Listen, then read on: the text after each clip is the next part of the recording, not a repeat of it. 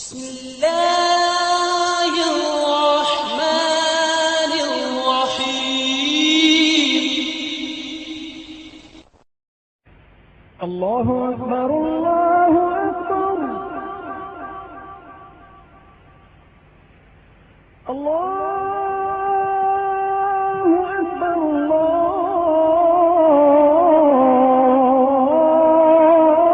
الله أكبر.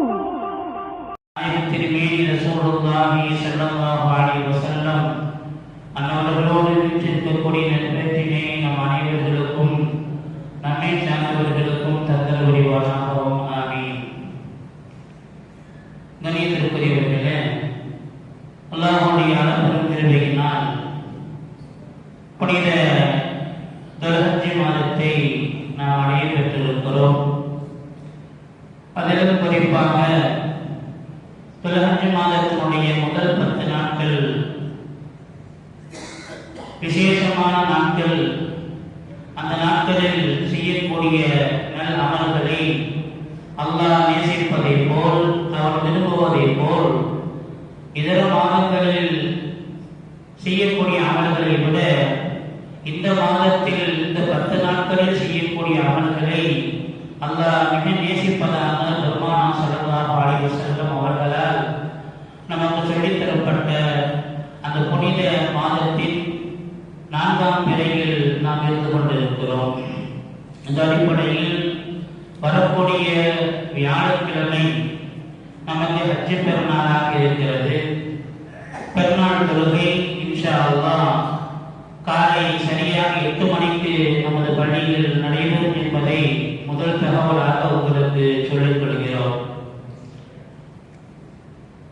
அதற்கு முந்தைய தினம் புதன்கிழமை அரபாவுடைய நாள். அந்த நாளில் நாம் நோன்பு நோக்க வேண்டும். அந்த ஒரு நாள் நோன்பு நோற்பது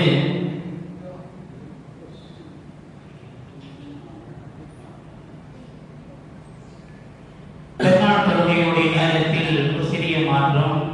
இன்ஷா அல்லாஹ் வரக்கூடிய வியாழக்கிழமை ஹஜ் பெருநாள் தொழுகை சரியாக 7:30 மணி அளவில் நடைபெறும் என்பதை தகவலாக தருகிறோம். புதன்கிழமை அரபாவுடைய தினம்.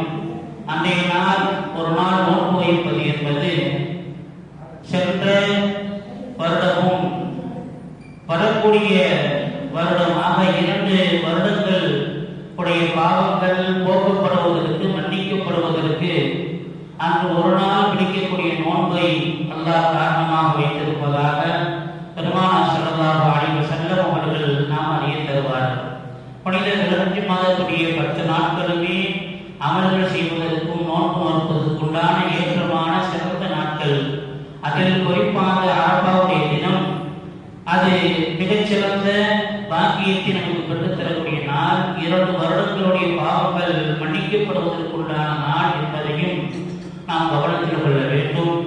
அப்படிப்பட்ட புனித மாதத்தை அடைந்திருக்கக்கூடிய நாம் அல்லாஹ் திருமலையில் சில இடங்களை கண்ணியப்படுத்தி சொல்கின்றார், சில நேரங்களை கண்ணியப்படுத்தி சொல்கிறார்.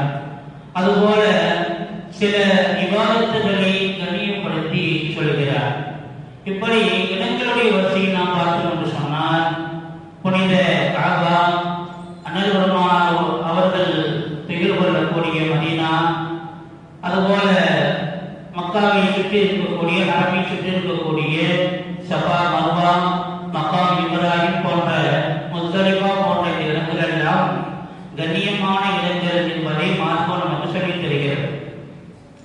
அதுபோல கண்ணியமான நாட்கள், நேரங்களை நாம் பார்க்கும் பொழுது அல்லாஹ் தஆலா புனித ரமலானுடைய அந்த மாதம், லைலத்துல் கத்ருடைய இரவு, அதுபோல துல்ஹஜ் மாதத்தினுடைய இந்த முதல் 10 நாட்கள், இவைகளெல்லாம் நேரங்கள், காலங்களை அல்லாஹ் கண்ணியப்படுத்தி சொல்வதை குர்ஆன் நமக்கு சொல்லித் தருகிறது.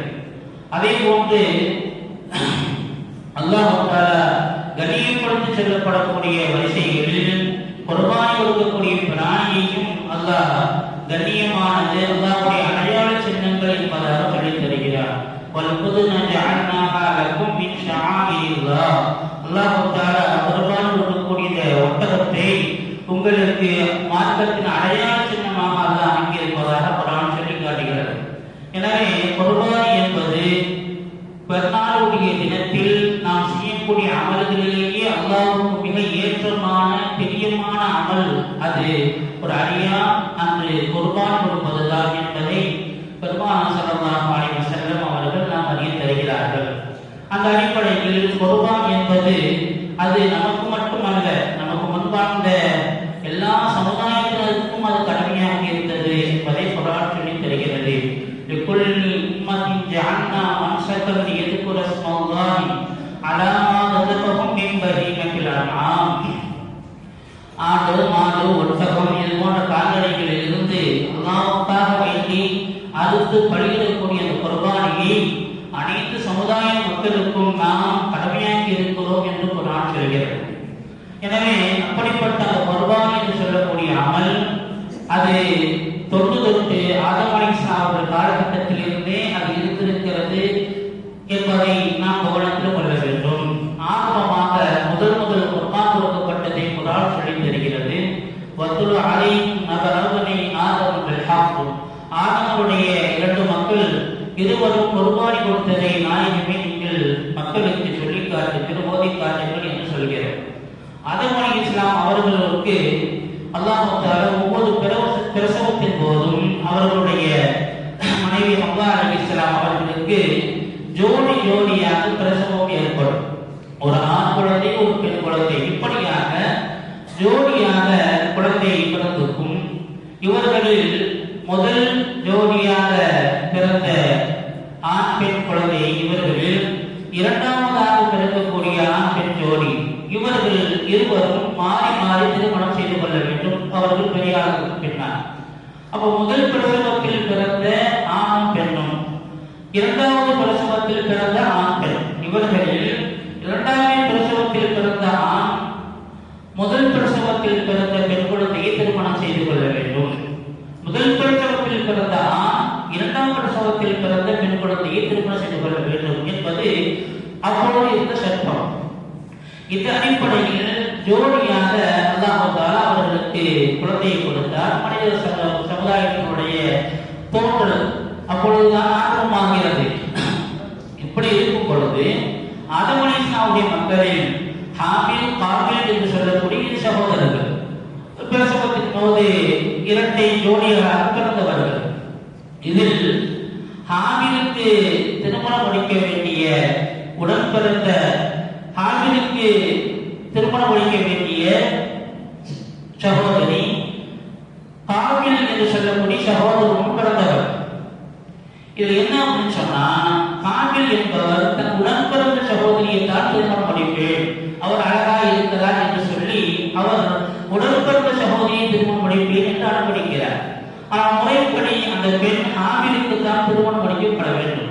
இப்படி இருவருக்கும் மத்தியில் சர்ச்சை வரும் பொழுது அப்பொழுது அவர்கள் சொல்லப்படுகிறது, நீங்கள் அல்லாஹ்வுக்காக வேண்டி குர்பானி கொடுங்கள். யாருடைய குர்பானி அங்கீகரிக்கப்படுகிறதோ அவருக்கு முறையிட்ட அந்த பெண்மணி திருமணம் முடிக்கப்படுவார் என்று சொல்லப்படுகிறது. இந்த அடிப்படையில் ஹாபில் என்பவர் அல்லாஹ்வுக்காக வேண்டிய ஒரு ஆடை குர்பான் கொடுப்பதற்கு வருகிறார். காபில் என்பவர் அவர் விவசாயம் செய்திருந்ததால் விவசாயத்திலிருந்து தானிய மூட்டைகளை கொண்டு வந்து குர்பானிக்காக வேண்டி வைக்கிறார். அப்பொழுது குர்பானி எப்படி அங்கீகரிக்கப்படும் என்று சொன்னால், இருபது குர்பானி கொடுக்கக்கூடியவர்கள் ஒரு விட்டவெளியில் தங்களுடைய பலிபிராணியை நேர்த்தி பொருளை வைக்க வேண்டும். வானத்திலிருந்து நெருப்பு ஒன்று வந்து அதை கட்டி விட்டு செல்லும், அதை எடுத்து விட்டு செல்லும். இது அப்பொழுது இந்த சட்டம். இந்த மாதிரி இரு சகோதரர்களும் தங்களுடைய குர்பானி பொருளை வைக்கிறார்கள். ஹாபில் ஆடை வைக்கிறார், காபில் தானியத்தை வைத்தார். அல்லாஹ் தஆலாவினால் மேலிருந்து வந்த நெருப்பு ஹாபில் வைத்த ஆட்டை எடுத்துக்கொண்டு சென்று விட்டது. இப்பொழுது ஹாபிலுடைய குர்பான் ஏற்றுக்கொள்ளப்பட்டது, காபிலுடைய குர்பான் மறுக்கப்பட்டது. உடனே அவரை மறுத்ததோன்னு சொன்னார், உன்னை கொலை செய்வேன். காபில் சொன்னார், உன்னை கொலை செய்வேன் என்று சொன்னார். ஏன் அவருடைய குர்பானி மறுக்கப்பட்டு போயிடுச்சு ஒண்ணு.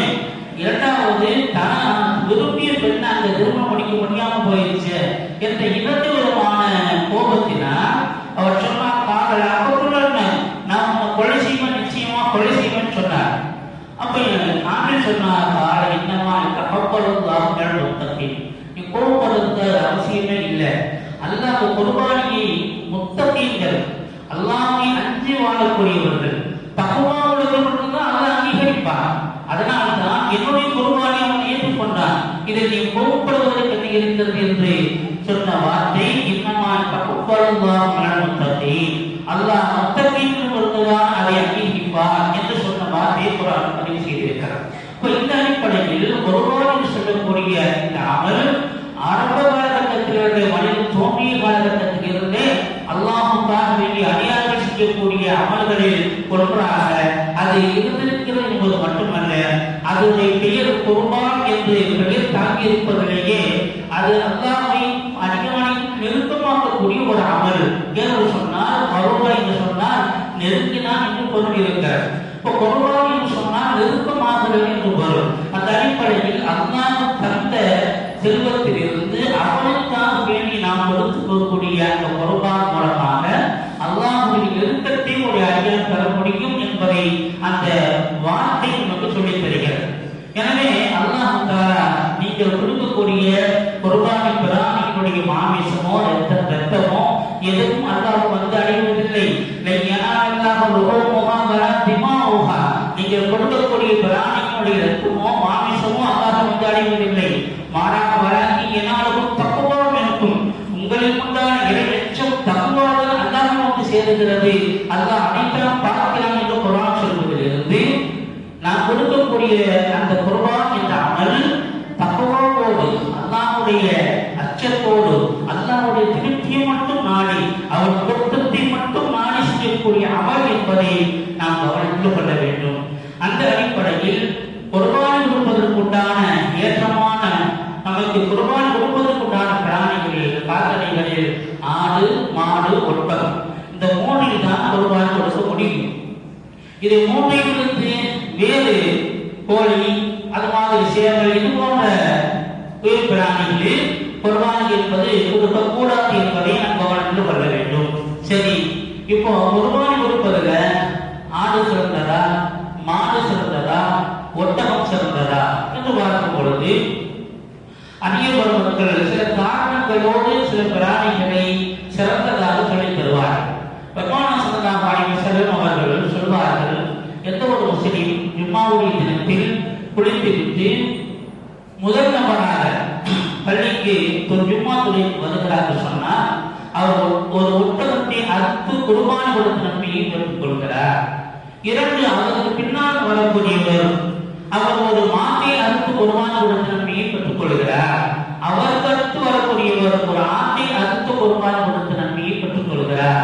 நான்காவதாக வருபவர் ஒரு சேவலை, கோழியை அறுத்து கொடுத்த நன்மையை பெற்றுக் கொள்கிறார். ஐந்தாவதாக வருபவர் ஒரு கோழி முட்டையில் தானம் செய்த நன்மையை பெற்றுக் கொள்கிறார் என்று இந்த நன்மைகளுடைய வரிசைகளில் முதலாவதாக பெருமாள் சொன்னது ஒட்டகம். எனவே குர்பான் கொடுப்பதற்கு தகுதியுள்ள பிராணி முதல் தரத்தை பெறுவது ஒட்டகம் என்று இந்த ஹதீஸிலிருந்து சில அறிஞர்கள் மக்கள் ஒட்டகம் சிறந்தது என்றும், அதற்கு அடுத்தபோல் மாடு சிறந்தது என்றும், அதற்கு அடுத்தபோல் ஆடு, இதற்கு பின்னர் தான் 7 பேர்கள் சேர்ந்து கூட்டாக கொடுக்கக்கூடிய குர்பானி என்று சில விளக்கத்தை தருகிறார். ஆனால் பெருமானார் ஸல்லல்லாஹு அலைஹி வஸல்லம் அவர்களுடைய குர்பானியுடைய காலகட்டம் கிட்டத்தட்ட 10 ஆண்டு காலங்கள் பெருமானார் ஸல்லல்லாஹு அலைஹி வஸல்லம் இருந்து அவர்கள் உயிர் பிரியும் தருவாய் வரையிலும் குர்பானி என்ற அமலை செய்தே வந்தார்கள். அதில் பெரும்பாலும் அவர்கள் கொடுத்தது 6 அறுத்து கொடுத்திருக்கிறார்கள் என்பதை நாம் பார்க்கப்படுகிறது.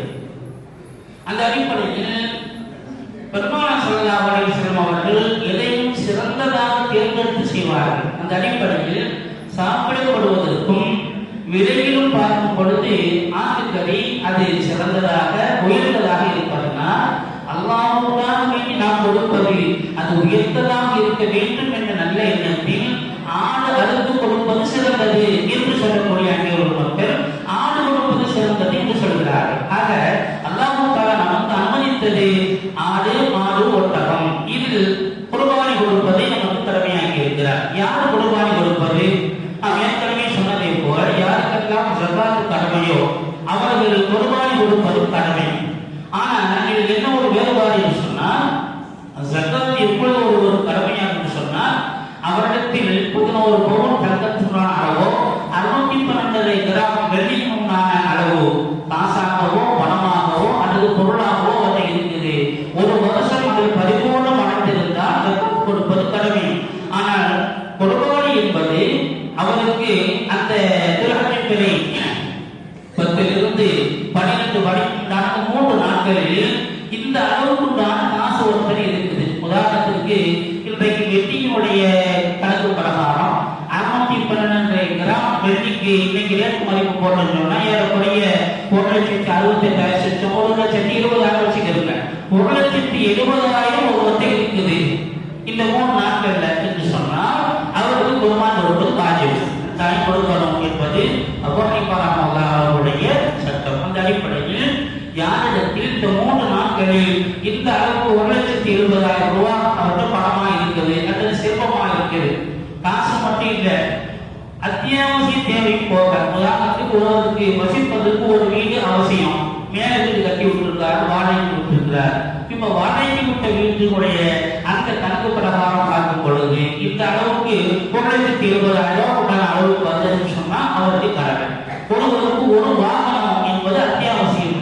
அவருக்கு 5 வாகனம் இருக்குன்னு சொன்னா அந்த 5 வாகனத்துக்கு வரக்கூடிய வருவாய் இந்த 1,70,000 வந்துருச்சுன்னு சொன்னா அவருக்கு ஜக்காத் கடமை. ஒருவருக்கு அத்தியாவசியமான ஒரு போன் தேவை, அவருக்கு 5 போன் இருக்குதுன்னு சொன்னா இந்த 5 போன் உண்டான விலை மதிப்பை போட்டு 1,70,000 வந்துச்சுன்னு சொன்னா அவருக்கு கடமை. இது நம்ம தெரிஞ்சுக்கணும். அப்ப அதனால இந்த அளவுக்கு உண்டான நிர்ணயம் உள்ள செல்வம் இந்த 3 நாட்கள் அவருக்கு இருந்துச்சுன்னு சொன்னா அவர் குர்பானி கொடுக்கணும். அந்த அடிப்படையில் குர்பானி கொடுக்கக்கூடிய பிராணி அது ஆறாக இருப்பது சிறந்தது. அந்த ஆட்டை தானே அறுத்து கொடுப்பது இன்னும் சிறந்தது. அந்த அடிப்படையில் யாருக்கெல்லாம் இந்த அளவுக்கு உண்டான செல்வம் இருக்கிறதோ அவர்கள் இது கடமை. ஒரு வீட்டில் 4 பேர் இருக்கிறார், ஒரு தந்தை 3 மகன்கள். 3 மகன்களும் தனித்தனி நிர்வாகம், தனித்தனி வியாபாரம் செய்யலாம்னு சொன்னா இந்த 3 நபர்களிடத்தில் மகன்களிடத்தில் இந்த அளவுக்கு உண்டான பொருளாதாரம் வந்துருச்சுன்னு சொன்னா இவங்களும் கொடுக்கணும். தந்தை கொடுக்கிறார், 3 மகன்களுக்காக 4 குர்பானி 4 பேர் கொடுக்கணும். ஒருத்தர் கொடுத்தா 3 பேருக்கும் போதுமானது என்பது அல்ல. யாருக்கெல்லாம் ஜக்காத் கொடுக்கக்கூடிய அந்த அளவு வந்து விட்டதோ அவர்கள் அனைவரும் கொடுக்க வேண்டும் என்பது மார்க்க சட்டம். அந்த அடிப்படையில் குர்பானி கொடுக்கக்கூடிய அந்த நிலைகளை நாம் கவனித்து செய்ய வேண்டும். இந்த குர்பானி ஆடு கொடுப்பது ஒரு நபர் ஒரு ஆள் கொடுக்க வேண்டும். அதே நேரம் இந்த குர்பானி கொடுப்பதில் கூட்டு குர்பானியாக நாம் செய்துள்ளோம் என்று சொன்னால் ஒரு மாதத்தில் 7 நபர்கள் சேரலாம். 7 நபருக்கு மேலாக சேர்ந்தால் அந்த குர்பானி கூடாது. 7 நபர்களும் குறைவான நபர்கள் சேர்ந்தவர்கள் பெரும்பாலும் அதில் எந்த பிரச்சனையும் இல்லை. 6 பேர் சேர்ந்து ஒரு மாதம் கொடுத்தாங்க, பிரச்சனை இல்லை. ஆனா இந்த கூட்டு குர்பானி என்பதில் நாம் கவனிக்க வேண்டியது என்னவென்று சொன்னால் 7 நபர்கள் சேர்ந்து ஒரு மாட்டிற்கு குர்பானி கொடுக்கிறாங்கன்னு சொன்னா 7 நபர்களும் முஸ்லிம்களாக இருக்க வேண்டும். 7 நபர்களுக்கும் அல்லாஹ்வுடைய பொருத்தத்தை நாடி செய்யக்கூடிய அமலாக அதை கருத வேண்டும். நான் இதை குர்பானியாக கொடுக்கிறேன் என்றோ அல்லது ஒருவர் நான் அகீகாவாக இந்த குர்பானி பக்கம் சேர்ந்து கொடுக்கிறேன் என்று ஈட்டி செய்து கொண்டு சேர்ந்தால் பிரச்சனை இல்லை. இந்த 7 நபர்கள் ஒருவர் எனக்கு கறி வேண்டும் என்ற கறி என்ற எண்ணத்தோடு அதை சேர்ந்திருந்தால் மீதம் உண்டான 6 நபர்கள் குர்பானி கூடாம போயிடும். அதனால 7 பேர் சேர்ந்து குர்பானி கொடுக்க முடிவு செஞ்சுட்டோம் சொன்னா அந்த 7 பேரும் முதல்ல ஒரு எண்ணத்தோடு நம்முடைய இஸ்லாமான எண்ணம் எப்படி இருக்கணும், நாம் அல்லாஹ்வுடைய பொருத்தத்தை நாடி குர்பானி கொடுக்கிறோம் என்ற எண்ணம் இருக்க வேண்டும். அல்லது 7 பேர் ஒருவர் நான் அகீகாக ஒரு பங்கு சேர்த்துக்கிறேன் என்ற எண்ணத்தில் வந்தால் போதுமானது. இந்த எண்ணங்கள் அல்லாமல் 7 நபர்களில் ஒருவர் இப்படி எண்ணம் கொண்டிருந்தால் கரிதான் முக்கியம், கரி வேண்டும் என்ற எண்ணத்தில் சேர்ந்தால் 7 நபர்களுடைய குர்பானி கூடாமல் போய்விடும். அதுபோல யாராவது ஒருவர் அதில் ஹராமான காசோடு அவர் சேர்ந்தார், 7 நபர் குர்பானி கொடுக்கலாம், இதுல 6 பேர் ஹலாலான முறையில் ஏற்பட்ட பொருளை செஞ்சிருக்கிறாங்க, ஒரு ஹராமான காசை சேர்ந்திருந்தார் சொன்னா இவங்களுடைய குர்பானி கூடாமல் போயிடும். அதனால கூட்டு குர்பான் என்பது இன்னைக்கு காலகட்டத்தில் ரொம்ப அது வசதியா இருக்குது. ஒரு ஒரு ஆடு அறுத்து வீட்டில் கொடுக்கணும்னு சொன்னா ரொம்ப சிரமம். வச்சு ஒரு ஆளை தேடி அறுத்து அதை பங்கடி செஞ்சு வீட்டில் கடமை இப்படியெல்லாம் பார்த்துட்டு இன்னைக்கு ஆடு கொடுக்கக்கூடிய வசதி இருப்பவர்கள் கூட எங்கேயோ கொடுக்கக்கூடிய கூட்டு கொடுப்பாரு பரவாயில்லை இருக்கிறாங்க. முதல்ல கொடுக்கக்கூடிய கூட்டு பொறுப்பாளர் சேர்க்கக்கூடியவர்கள் இதையெல்லாம் கவனத்தில் கொள்ள வேண்டும். சரியான முறையில் அந்த 7 நபர்களுடைய அவர்கள் எந்த எண்ணத்தில் கொடுக்கப்படுகிறது இதையெல்லாம் கவனித்துக் கொடுக்க வேண்டும் என்பதை உங்களுடைய கவனத்தில் நாம் தருகிறோம். சரி, இந்த கூட்டு பொறுப்பாளரை கொடுத்தாகிவிட்டது. இந்த 7 நபர்களுக்கும் சரியான அந்த பங்கிட்டு வைக்கப்பட வேண்டும். அந்த குர்பானி கொடுக்கப்பட்டுச்சு, மாடு அறுக்கப்பட்டுச்சு, 7 பேருக்கும் சரியான அளவு கூட்டல் குறைவு இல்லாமல் கொடுக்கணும். ஒருத்தருக்கு 5 கிலோ, ஒருத்தருக்கு 7 கிலோ என்று கொடுத்தா இந்த 7 கிலோ பெற்றவருக்கு அது வட்டிங்கிற போய் சேர்ந்தோம். அதனால சரியான முறையில் பங்கிடப்பட வேண்டும். அடுத்து குர்பானி கொடுக்கக்கூடிய அந்த பிராணிகளுடைய எந்த பொருளையும் விற்கக்கூடாது. ஆடு அடுக்கிறாரு அவர்கிட்ட கூலிய கொடுக்கிறது, இந்த தோழனி என்று கூலியா கொடுப்பது கூடாது. எந்த பொருளை நாம் கொடுப்பதாக இருந்தாலும் அதை தானமாக சதப்பமாக கொடுக்க வேண்டும். ஆடு அறுத்தவர், மாடு அறுத்தவர் அவருக்குரிய கூலியை கொடுத்துட்டு அவருக்கு அன்பளிப்பு தோலை கொடுத்தோம் அல்லது இது பிராணி இதை பொருளை கொடுத்தோம் என்பது பிரச்சனை இல்லை. கூலியாக அதை கொடுத்தால் கொடுப்பாரி கூடாது என்பதையும் கவனத்தில் கொள்ள வேண்டும். இது போன்ற விஷயங்களை கவனத்தில் கொண்டு குர்பானி கொடுக்கப்பட வேண்டும். அல்லாஹ் தஆலா அந்த குர்பானி கொடுக்கக்கூடிய பிராணிகளில் நாம் மிகுந்த கவனத்தோடு செயல்பட வேண்டும் என்பதை அல்லாஹ்வுடைய ரசூல் நமக்கு கற்றுத் தருகிறார்கள். எனவே குர்பானி கொடுப்பதற்கு முன்னால் உங்களுடைய அந்த பிராணிகளை நன்கு நீங்கள் பாருங்கள். நன்கு அது குறைகள் இல்லாத திடகாத்திரமான முழுமையான பிராணியாக பாருங்கள் என்று சொல்வார்கள். அந்த அடிப்படையில் குர்பானி கொடுக்கக்கூடிய அந்த பிராணிகள் திடகாத்திரமாக இருக்கிறதா, கொழுத்ததா இருக்குதா, குறையில்லாம இருக்கிறான்னு பார்க்கணும். இப்போ ஒரு கண்ணு போனது, கொம்பு உடஞ்சி போனது அல்லது கால் நொண்டியானது, இது மாதிரி பிராணிகள், குறையுள்ள பிராணிகள் இவைகள் கொடுக்கப்படக்கூடாது. அதே போன்று ஆடுகளில் பார்த்தோம்னு சொன்னா சில ஆடுகளுக்கு மணி தாடிகள் தாடி போட்டு தொங்கிக் கொண்டிருக்கும். இதெல்லாம் நிறைவான இதில் எந்த குறையும் கிடையாது. இது ஆட்டினுடைய பிறப்பிலேயே உள்ளது. இது மாதிரியான ஆடுகள் கொடுப்பது அது குறைவானதல்ல, அது நிறைவுள்ள பிராணி என்பதை நாம் கவனத்தில் கொள்ள வேண்டும். சரி, ஆடு இவைகள் எல்லாம் கொடுக்கப்பட்டு விட்டது. இந்த கறியில் எதுவெல்லாம் ருசிக்கக்கூடாது, சாப்பிடக்கூடாது, அது எல்லா நேரத்திலும் உள்ளதான்.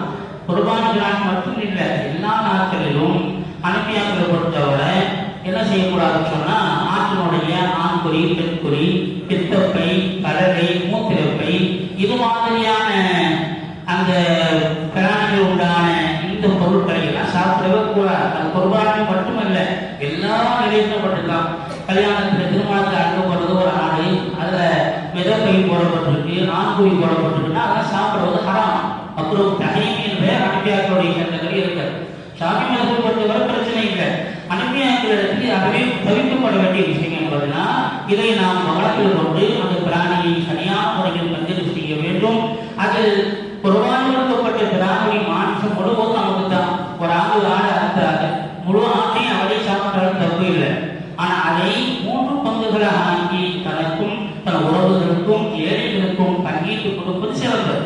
அதுபோல குர்பானி பிராணியுடைய கறியை, மாமிசத்தை முஸ்லிம்கள் சாப்பிடுவதுதான் சிறந்தது. நமக்கு மாற்று சகோதரர்கள் நண்பர்களாக இருப்பார்கள் என்று சொன்னால் அவர்களுக்கு குர்பானி அல்லாத வேறு கறியை வாங்கி கொடுப்பது சிறந்தது. குர்பானி பிராணியை முஸ்லிம்கள் மட்டும்தான் அனுபவிப்பது ஏற்றமானது என்ற விஷயங்களில் இமாம்களுக்கு மத்தியில் கருத்து வேறுபாடுகள் கொண்ட இந்த விஷயத்தில் நாம் கவனத்தோடு செயல்பட வேண்டும். அந்த அடிப்படையில் பேணுதலுக்காக குர்பானி பிராணியுடைய மாமிசங்களை முஸ்லிம்களுக்கு நாம் பங்கிட்டு கொடுக்க வேண்டும். ஏழை அதாவது நம்முடைய நண்பர்களாக இருக்கக்கூடிய மாற்றுமத சகோதரர்களுக்கு நாம் கறி வாங்கி அவர்களுக்கு அன்பளிப்பு செய்வது சிறந்தது என்ற அடிப்படையில் நாம் செயல்பட வேண்டும் என்பதை ஒரு கவனத்திற்கு தந்து அல்லாஹ் தஆலா இந்த குர்பானி மூலமாக அல்லாஹ் நம்முடைய எண்ணத்தை பார்க்கிறார், நம்முடைய தக்வாவை பார்க்கிறார். எனவே நான் பெருமானார் ஸல்லல்லாஹு அலைஹி வஸல்லம் அவர்களுக்கு கேட்கப்படுகிறது, யார் சொல்லலாம் இந்த மாஹானிகள் அவாஹி இந்த குர்பானி கொடுக்கிற நீங்க என்ன என்று கேட்கப்படும் பொழுது சுன்னத் அபீஹி இப்ராஹிம், உங்களுடைய தந்தை இப்ராஹிம் அவருடைய நடைமுறை இது என்று சொல்லும் பொழுது பாலாபி யார் சொல்லலாம், அதனால் எங்களுக்கு என்ன நன்மை, லிக்குல் இஷாரத்தின் ஹஸரத்தும் அந்த குர்ஆனை ஒவ்வொரு கோபத்திற்கும் உங்களுக்கு நன்மை இருக்கிறது என்று பெருமானார் ஸல்லல்லாஹு அலைஹி வஸல்லம் அந்த நன்மைகளை சொல்லித் தருவார்கள். குர்பானி பிராணியுடைய கழுத்தில் அறுக்கப்பட்டு இரத்தத்தில்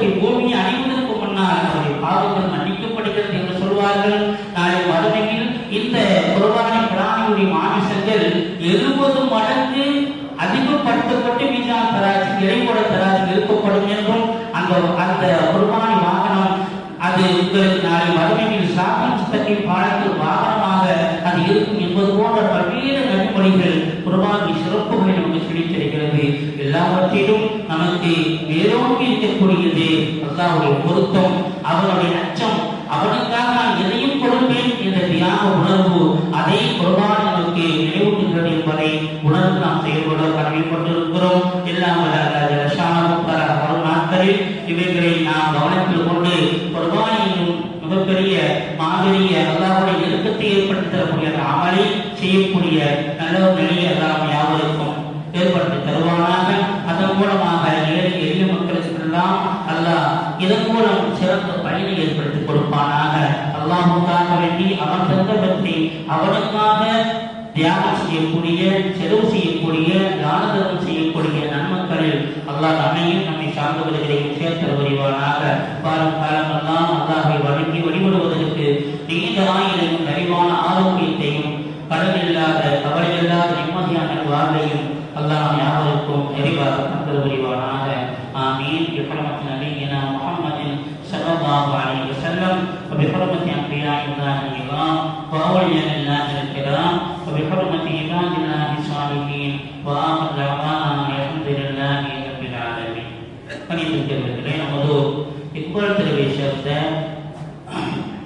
நாடகக்காரர்களுடைய மருகும் அல்ஹாஜ் எம் ஹபீபுர் ரஹ்மான் மற்றும் ஹாஜியா ஹஜ் மதினா பீவி அவர்கள் நினைவாக அவர்கள் குடும்பத்தார்கள் நமது ஜாமியா மஸ்ஜித் வெளிப்பள்ளி செய்தியில் உள்ள ஜன்னல்களுக்கும் மாடியில் உள்ள செய்தி ஜன்னல்களுக்கும் அலுமினியம் மற்றும் கண்ணாடி ஜன்னல் சுமார் ரூபாய் 69,000 செலவில் அமைத்து கொடுத்துள்ளார்கள். அவர்கள் குடும்பத்தார்களுக்கு நமது நிர்வாகத்தின் சார்பாகவும் மற்றும் ஜமாத்தார்கள் சார்பாகவும் நன்றியையும் துஆவையும் தெரிவித்துக் கொள்கிறோம். நமது பள்ளிவாசலுக்கு பல வகையில் தொழுகைக்கு பிறகும்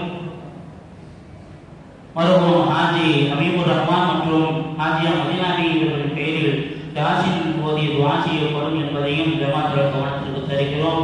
அல்லாஹ் தஆலா அவர்களுடைய இந்த சேவையை பொறுத்துக் கொண்டு அதற்குண்டான அற்பமான நன்மைகளை இம்மையிலும் மறுமையிலும் அவர்களுக்கு நிறைவாக நல்கிடுவானாக. ஆமீன். ஹஜ் பெருநாள் தொழுகை சரியாக 7:30 மணிக்கு நடைபெறும். செங்கல்பட்டூர், செய்யூர் வட்டம், விளம்பூர் ஜமாம் அலிநகரில் பெட்ரோல் மதரசா கட்டுமான பணிக்காக வேண்டி கட்டிட வசூல் செய்வதற்கு நமது ஒரு பள்ளிக்கு வருகை தந்துள்ளார்கள். அவர்களுக்கு கட்டிட நன்கொடையை வழங்குமாறு உங்களை அன்போடு கேட்டுக்கொள்கிறோம். அவர்கள்